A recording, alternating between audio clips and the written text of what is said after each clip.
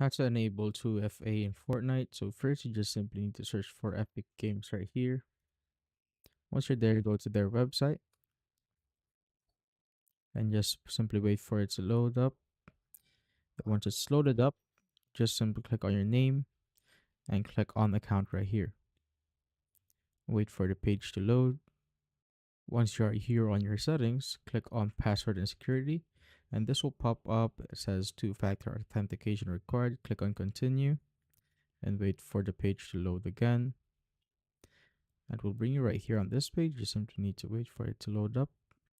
Then it will send you a 6-digit security code to your email. Just go check it out and paste it right here. And now the code, so just simply click on continue once that's done. And you will be brought here. We can set up any authentication or 2FA that you want. You could use the authenticator app, your email, or your SMS. So just simply click on setup and wait for it to load.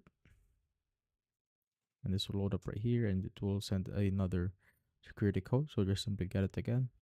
So I now have the code. So just enable email authentication. Then wait for it to load again. And as you can see, I have now enabled my 2FA. And that's basically it.